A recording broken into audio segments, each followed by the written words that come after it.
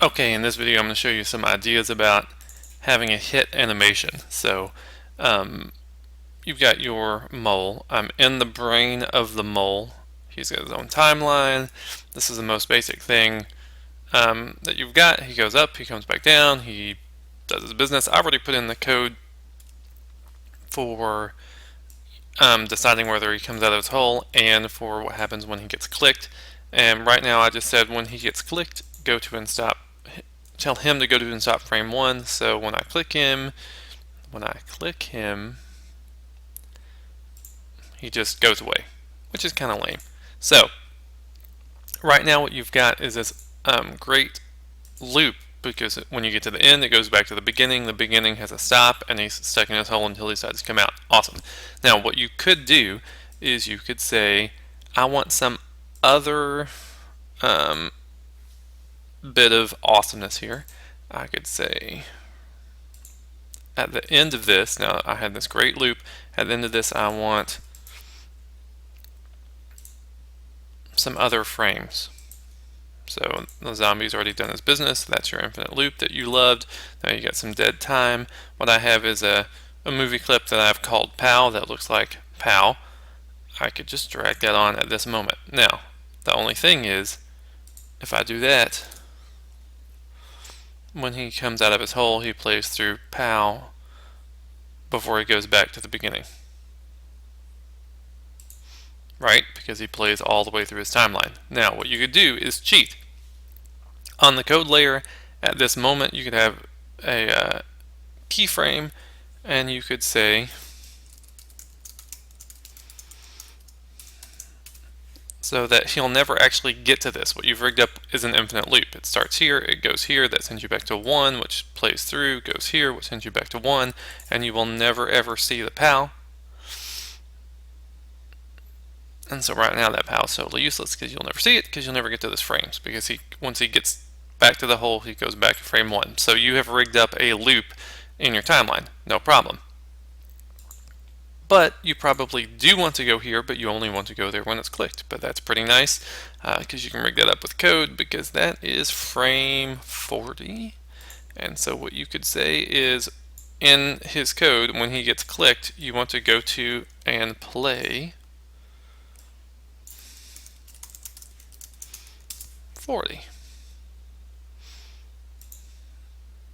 So the only time you're going to see that POW is when you actually click something. If I don't click, I don't see it. The only way I can get there is to click. And when you say go there and play, it'll play through the frames of the POW.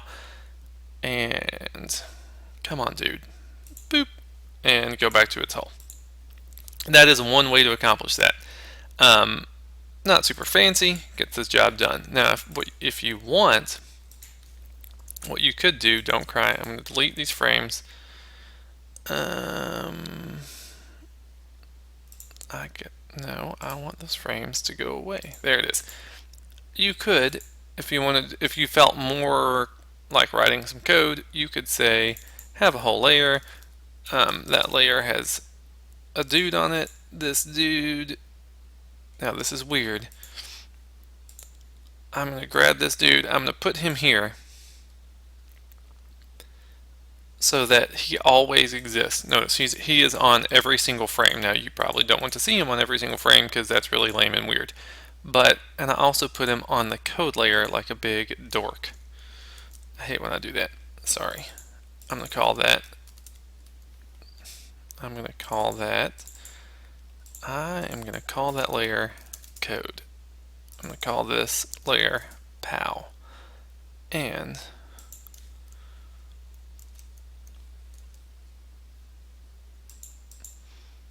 better. Okay, but you'll notice that POW is always there. That's not what you want. I need to give that POW an instance name. I'm going to call it the POW. Very creative. If it's got an instance name, then I can talk about it. Now, what you could do is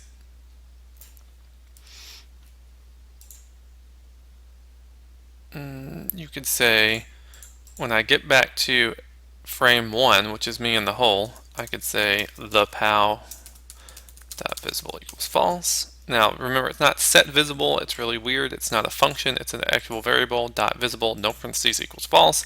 Then I could say when I got clicked, there is no frame 40 anymore.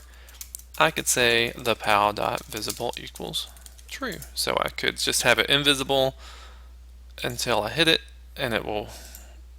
Yeah. So you could do that with code. Now, another thing you can do if you're feeling really fancy and you want some more dynamic, because right now it just shows up and goes away. That's pretty lame. You could have it maybe do some dynamic fading or something like that. So I'm going to go, where am I going to go? I want to go into, where, what's happening? Where's the POW? Where's the POW? Where's my stuff? Where did it go? I'm so confused. Oh, I'm in the code layer. Ah, here it is. So, I'm going to go into the POW. I'm going to give the POW his own bit of code. I could do something crazy like here.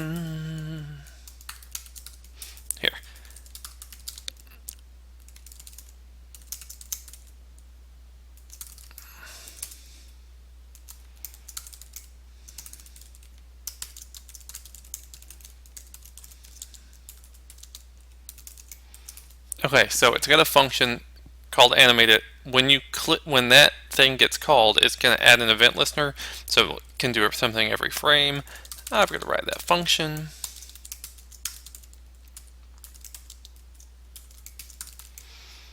And what I could do, this is really strange. I could do something like, that might be a little too slow. That would be about 10 frames. But, so again, I'm in the code, I'm in the POW's brain. I gave him code. I gave him a function called animate, and I gave him, when you tell it to animate, it calls this, attaches something to the enter frame event, and then what you want to do, this is really bizarre, if my alpha is less than or equal to 0, you would probably want to remove that event listener. Exact same syntax, just with remove instead of add. So it will stop doing it when it gets invisible. Also, I should probably say, I want him typically to be invisible. When you click on it, when it starts its animation, I want it to show up, kick off this event, that event will have it fade, and then eventually when it becomes invisible, it will stop doing its stuff. Now, the only thing is I need to go back to my zombie. In my zombie, when he's clicked, I could say the POW, that, what was the name of that function? Animate it. Let's see how terribly I've messed that up. Pretty bad. Oh, I called it, whoops. I called it this POW instead of the POW. You should have told me that. Wrong name.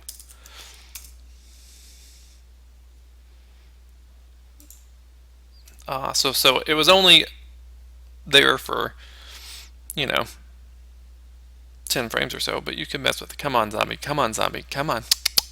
There he is. So if you wanted a little more dynamic, you could do something like that. When he gets clicked, it calls something in the POW.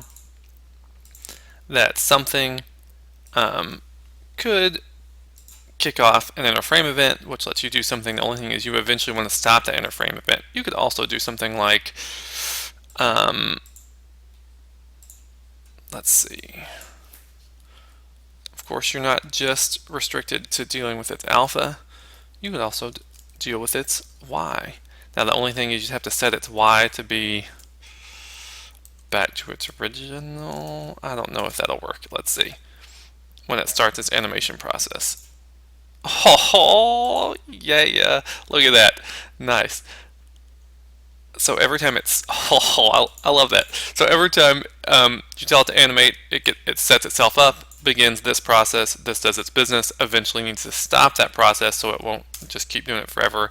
And look how beautiful that is. So anyway, there's lots of different ways you can handle this. Um, those are some concepts you might use. You might just have it static. You might do an interframe event on it.